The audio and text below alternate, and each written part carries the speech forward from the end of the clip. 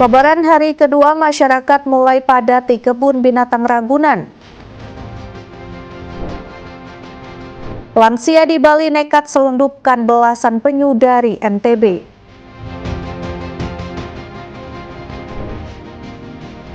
Halo, selamat pagi pemirsa setia Berita Nasional TV. Senang sekali Berita Nasional Pagi kembali hadir menyapa Anda. Selain 3 berita utama tadi, akan ada informasi lainnya yang akan kami sajikan untuk Anda. Sama saya, Ajeng Tiara.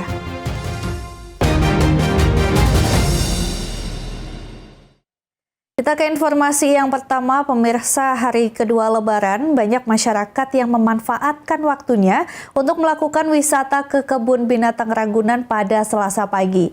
Peningkatan jumlah pengunjung pada tahun ini didominasi oleh masyarakat yang tidak melakukan mudik Lebaran. Hari kedua Lebaran atau H+1, banyak masyarakat yang memilih memanfaatkan waktu berlibur ini ke tempat wisata, salah satunya Taman Marga Satwa Ragunan yang terletak di Pasar Minggu, Jakarta Selatan.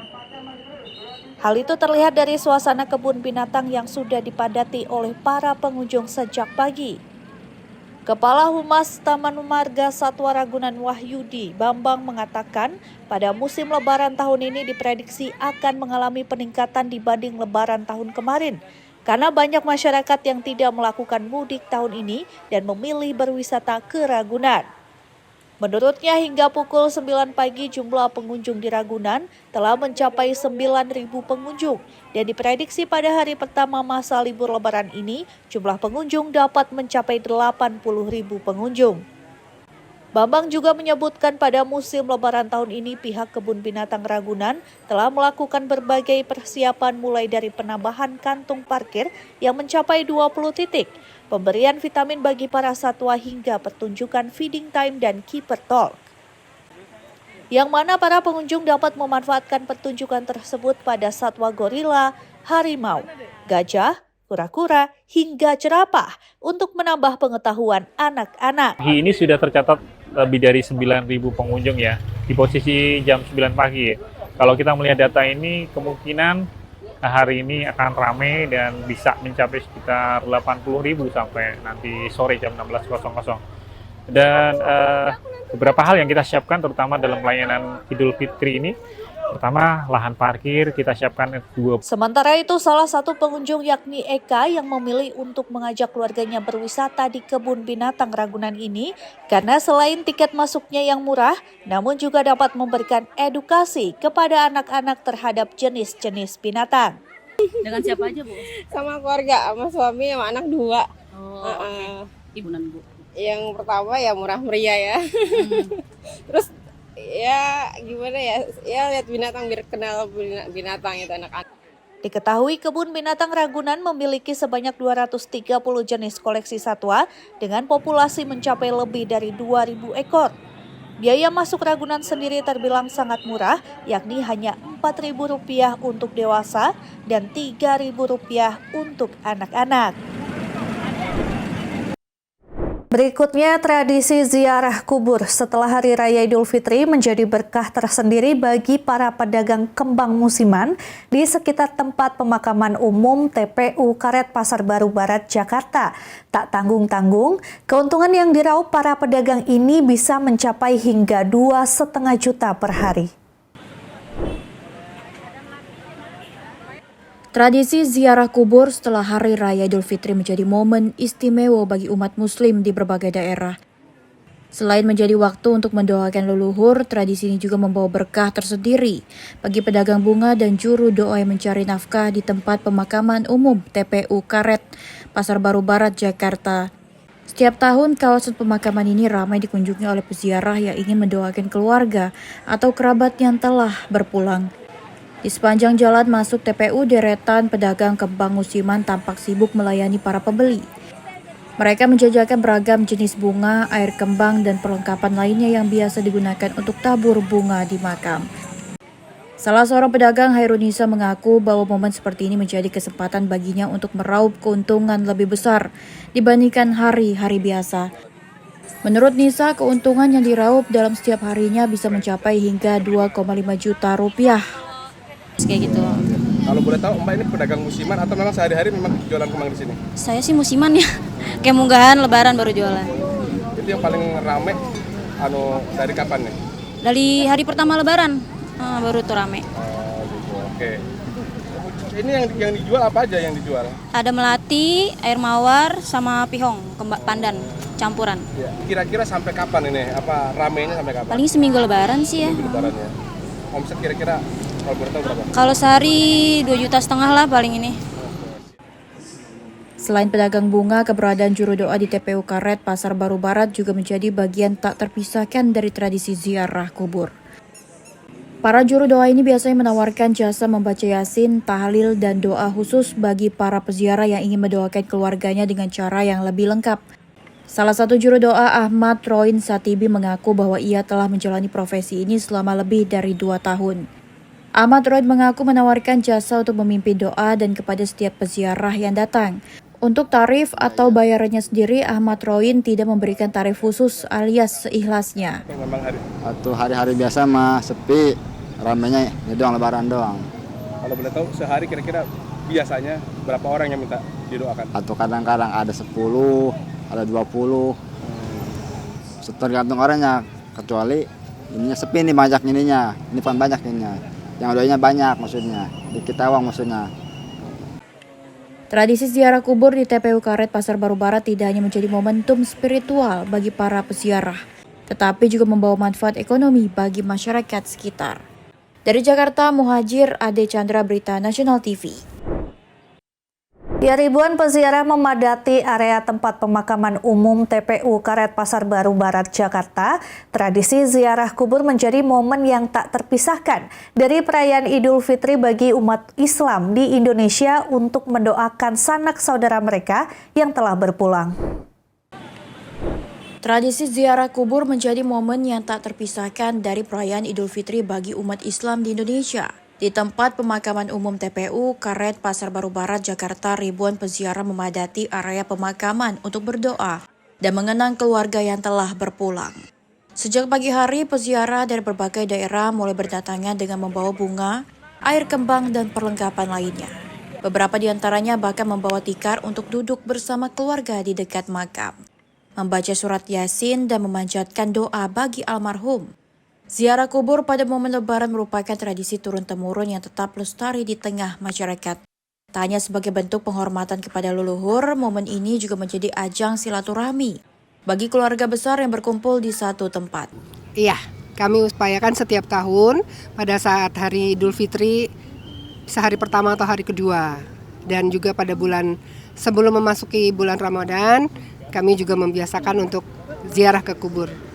Ibu, selain nyekar, tadi ada doa-doa khusus yang dipanjatkan, barangkali baca yasin atau tahlil juga seperti itu? Enggak, kami baca doa Al-Fatihah aja, kami kirimkan untuk orang tua kami. Di tengah modernisasi Jakarta, TPU Karet Pasar Baru Barat tetap menjadi salah satu lokasi penting bagi masyarakat yang ingin mengenang dan mendoakan kerabat mereka.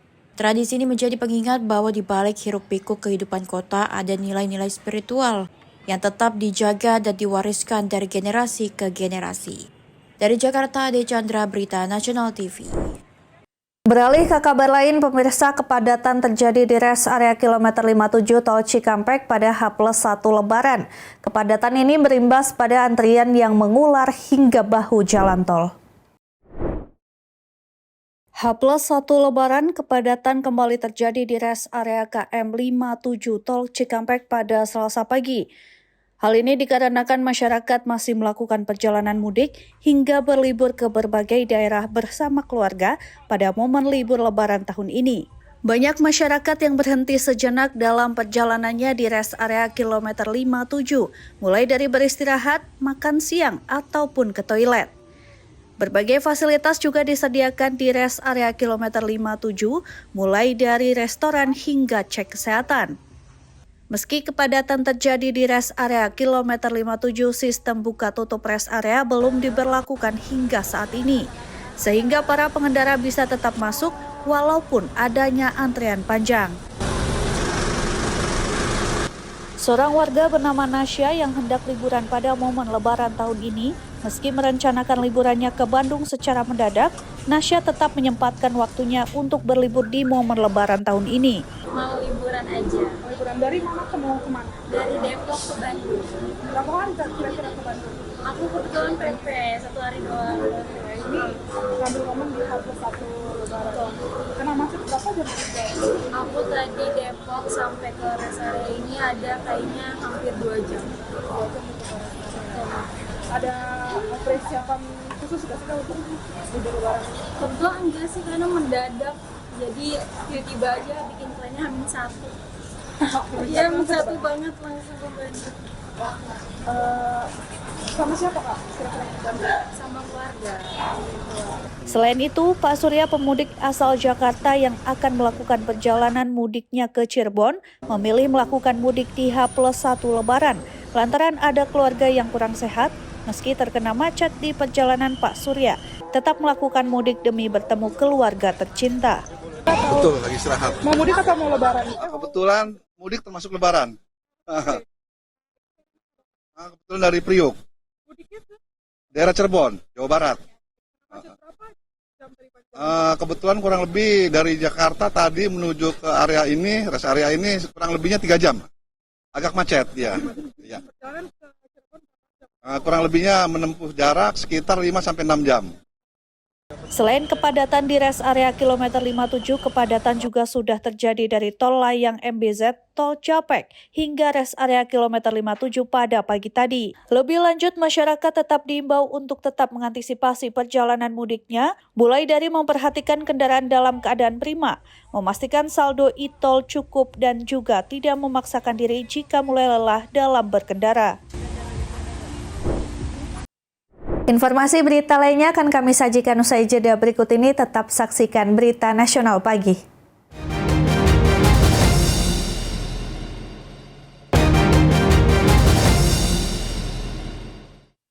1.110 warga binaan yang menghuni di Lembaga Permasyarakatan Kelas 2A Bekasi, Jawa Barat, Senin pagi mendapatkan remisi atau pengurangan masa hukuman. Pemberian remisi diberikan dalam rangka Hari Raya Idul Fitri 1446 Hijriah. 7 orang warga binaan diantaranya dinyatakan bebas. Warga binaan melaksanakan sholat Idul Fitri berjamaah di Masjid At-Toba Lembaga Pemasyarakatan Kelas 2A Kota Bekasi pada Senin pagi. Usai melaksanakan sholat, sebanyak 1.110 narapidana mendapatkan remisi atau pengurangan masa hukuman hari Lebaran. Pengurangan masa hukuman mulai dari 15 hari sebanyak 191, remisi 1 bulan sebanyak 741 warga binaan. Sedangkan remisi 1 bulan 15 hari sebanyak 239 warga binaan yang mendapat remisi khusus, remisi 2 bulan 4 orang. Pemberian remisi tersebut pada narapidana yang telah menjalani hukuman di atas 6 bulan serta berkelakuan baik selama berada di dalam lapas. Sementara 7 orang mendapat remisi bebas nyatakan bebas bersyarat, namun 8 orang masih menjalani masa tahanan subsider. Untuk total remisi bagi narapidana pada lapas kelas 2A Bekasi sejumlah 1.110 orang. Ini yang belum bebas. Jadi namanya RK1 remisi khusus 1 khusus Hari Raya Idul Fitri bagi yang beragama Islam. Surat remisi diberikan langsung oleh Kepala Lembaga Pemasyarakatan secara simbolis kepada narapidana usai melaksanakan sholat Idul Fitri. Dari narapidana yang mendapat pengurangan masa hukuman pada momentum Hari Raya Idul Fitri 1446 Hijriah, rata-rata merupakan dengan berbagai kasus selain narkotika dan pidana ringan, beberapa di antaranya merupakan kasus pidana berat. Informasi selanjutnya, pemirsa, Lapas Kelas 1 Sukamiskin Bandung memberikan remisi khusus Idul Fitri kepada ratusan warga binaan Muslim pada Hari Raya Idul Fitri 1446 Hijriah. Pemberian remisi ini menjadi bagian dari pemenuhan hak warga binaan yang telah memenuhi syarat administratif dan substantif.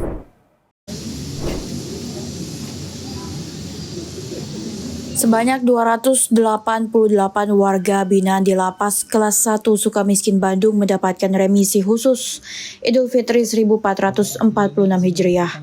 Pemberian remisi dilaksanakan pada hari pertama Lebaran 1 Syawal 1446 Hijriah sebagai wujud penghargaan bagi warga binaan yang telah menunjukkan perilaku baik dan memenuhi syarat yang ditentukan oleh Kementerian Hukum dan HAM. Dari total 388 warga binaan Muslim, sebanyak 295 diusulkan untuk mendapatkan remisi. Dari jumlah tersebut, 288 usulan disahkan, sementara sisanya masih dalam proses atau perlu perbaikan. Remisi yang diberikan bervariasi mulai dari 15 hari hingga 2 bulan, tergantung masa pidana yang telah dijalani. Selain itu, terdapat beberapa warga binaan yang tidak mendapatkan remisi karena belum memenuhi persyaratan, sedang menjalani pidana subsidiar atau menjalani pidana seumur hidup. Jumlah total penghuni lapas Sukamiskin saat ini tercatat sebanyak 443 orang. Beberapa di antaranya merupakan tokoh penting seperti mantan Ketua DPR RI Setia Novanto, mantan Kepala Korps Lalu Lintas Polri Joko Susilo, mantan Sekretaris Mahkamah Agung Nur Hadi, dan mantan Ketua Mahkamah Konstitusi Akil Mohtar. Jumlah warga binaan yang diusulkan mendapatkan remisi 295, jumlah usulan remisi yang disetujui 288 orang. Pemberian remisi ini diharapkan dapat memberikan motivasi bagi warga binaan untuk terus menjaga perilaku baik dan mengikuti program pembinaan di Lapas Sukamiskin. Remisi juga menjadi bagian dari upaya reintegrasi sosial bagi narapidana yang akan kembali ke masyarakat. Dari Bandung melaporkan. Sepi peziarah saat momen Lebaran Idul Fitri 1446 Hijriah membuat omset penjual kembang di tempat pemakaman umum TPU Tanah Kusir Jakarta Selatan mengalami penurunan drastis. Pedagang mengaku hasil penjualan tahun ini turun jauh dibandingkan tahun sebelumnya. Pedagang kembang di TPU Tanah Kusir Kebayoran Lama Jakarta Selatan mengaku mengalami penurunan omset karena jumlah peziarah yang berkurang Senin siang. Harga kembang yang dijual pedagang ini pun beragam mulai dari paket seharga Rp5.000 hingga Rp50.000. Menurut mereka, hari puncak kunjungan peziarah diperkirakan jatuh pada hari ini, namun jumlah kunjungan dinilai tidak seramai tahun sebelumnya. Meski telah menawarkan langsung kepada peziarah yang datang, sejumlah pedagang mengaku tahun ini ada jeda waktu dalam kunjungan peziarah. Berbeda dengan tahun-tahun sebelumnya yang ramai saat musim ziarah makam di Hali. Sejumlah pedagang mengaku tahun ini ada jeda waktu dalam kunjungan peziarah berbeda dengan tahun-tahun sebelumnya yang ramai pada saat musim ziarah makam di hari Lebaran. Menurun. Iya. Diperkirakan puncak ziarah itu hari ini atau gimana? Hari ini. Puncak ramenya. Iya, hari ini. Ada peningkatan atau penurunan? Sekarang kayaknya sepertinya menurun, Mas. Nggak seperti kayak tahun kemarin. Cara mensiasatinya itu gimana, Bu? Menawarkan langsung ke penjajah gitu? Iya, menawari seperti kayak biasa, cuman pengunjungnya berkurang sekarang. Pengunjung berkurang? Iya. Penurunan omset ini membuat para pedagang harus beradaptasi dengan cara menawarkan dagangannya lebih aktif kepada peziarah yang datang. Dari Jakarta Selatan, tim kontributor Berita Nasional TV.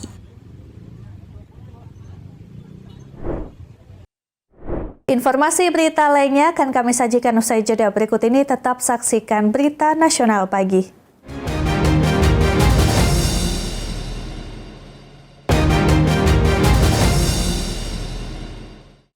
Terima kasih Anda masih bersama kami. Pemirsa, di Treskrim Suspolda Bali mengamankan seorang lansia berinisial WW karena terlibat kasus perdagangan penyu secara ilegal di Banjar Pikah, Desa Pikah, Abian Semal, Badung, Bali. Dari rumah pelaku, aparat menemukan total 13 penyu, 11 ekor ditemukan dalam keadaan hidup dan 2 ekor sudah mati. Selama ini pelaku WW menjual penyu dijual ke warung-warung sebagai bahan konsumsi dengan harga cukup tinggi, sehingga memperoleh keuntungan yang lumayan. Dengan mengenakan baju tahanan dan tangan terborgol, pelaku berinisial WW yang sudah berusia lanjut digiring aparat. Pengungkapan kasus perdagangan penyu secara ilegal ini berawal dari adanya informasi dari masyarakat. Menindaklanjuti informasi tersebut, jajaran di Treskrimsus Polda Bali melakukan penyelidikan ke rumah pelaku di Banjar Pikah, Desa Pikah, Abian Semal, Badung. Selain mengamankan pelaku, di Treskrimsus Polda Bali juga menemukan 11 ekor penyu dalam keadaan hidup dan 2 ekor sudah mati. Pelaku berinisial WW mengaku membeli belasan penyu di Lombok Timur, Nusa Tenggara Barat. Satwa tersebut kemudian diselundupkan ke Bali melalui pelabuhan Padangbai, Karangasem dengan cara dititipkan di bak truk yang menuju ke Bali. Penyu-penyu tersebut kemudian diturunkan di kawasan Denpasar Timur untuk selanjutnya diangkut menggunakan truk menuju rumah tersangka.